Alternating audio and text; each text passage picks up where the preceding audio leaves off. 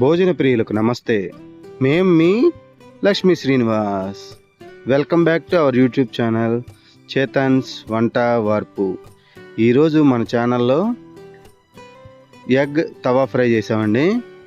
అయినా కోడిగుడ్డు అంటే ఇష్టం లేని వాళ్ళు ఎవరు ఉంటారండి? ముందుగా మనం మిడిల్ క్లాస్ ఫ్యామిలీలో నాన్ వెజ్ అంటే గుర్తుకొచ్చేది ఇదే కదా. మనం కోడిగుడ్డుని చాలా రకాలుగా తింటాం, కానీ ఒక్కసారి ఈ విధంగా ట్రై చేసి చూడండి, చాలా బాగుంటుందండి. టేస్ట్ చాలా సింపుల్ కూడా. ఇంకా ఆలస్యం ఎందుకండి, మొదలు పెడదామా? ముందుగా ఉడికించుకుని కోడిగుడ్లు తీసుకోవాలండి. 4 గుడ్లు తీసుకున్నాము. అలాగే ఒక 5 నుంచి 6 వెల్లుల్లిపాయ రెబ్బలు, అదేవిధంగా 1 ఇంచున్నర అల్లము, 2 టమాటాలు, అదేవిధంగా 2 పచ్చిమిర్చి తీసుకోవాలండి.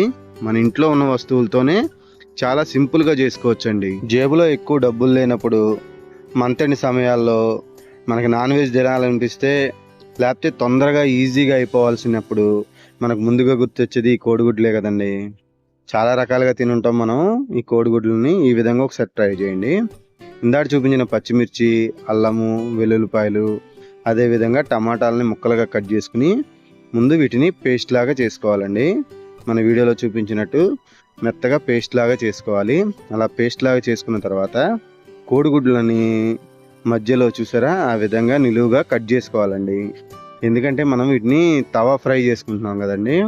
ఆల్రెడీ కోడిగుడ్లను బాయిల్ చేసుకున్నాము. ఈ విధంగా కట్ చేసుకుంటే చక్కగా బాగా ఫ్రై అవుతాయండి. ఫ్రై చేసిన కోడిగుడ్లు అంటే ఎవరికి ఇష్టం ఉండదు చెప్పండి. నేను చిన్నప్పుడు మా అమ్మగారు మామూలుగా వండేవాళ్ళండి కోడిగుడ్లు ఫ్రై చేయకుండా. ఒకసారి మా ఫ్రెండ్ కోడిగుడ్లని ఎర్రగా వేపుకుని వచ్చాడండి. అప్పుడు నేను అడిగితే మా అమ్మగారు నాకు కూడా చేసి పెట్టారు. వేపుకున్న కోడిగుడ్లు చాలా బాగుంటాయండి. ఆ విధంగా కట్ చేసుకున్న తర్వాత కోడిగుడ్లని మీడియం సైజు ప్యాన్ ఒకటి తీసుకుని దాంట్లో 3 నుంచి 4 టేబుల్ స్పూన్ల ఆయిల్ వేసుకోవాలండి. ఆ విధంగా వేసుకున్న తర్వాత ఆయిల్ వేడెక్కిన తర్వాత చూసారా కోడిగుడ్లని మన వీడియోలో చూపించినట్టు చక్కగా వేయించుకోవాలండి. మీడియం ఫ్లేమ్లో పెట్టుకుని. నాన్ స్టిక్ అయితే దీనికి బాగా పనిచేస్తుందండి, ఎందుకంటే కోడిగుడ్లు అడుగంటకుండా ఉంటాయండి. నాన్ స్టిక్ ఉంటే అది ప్రిఫర్ చేయండి. చక్కగా ఒక్కొక్కటి వేయించుకోవాలండి, ఒక్కొక్కటిని తిప్పుకుంటూ. తర్వాత దాంట్లో కొద్దిగా ఉప్పు, అదేవిధంగా కారం కూడా వేసుకోవాలండి.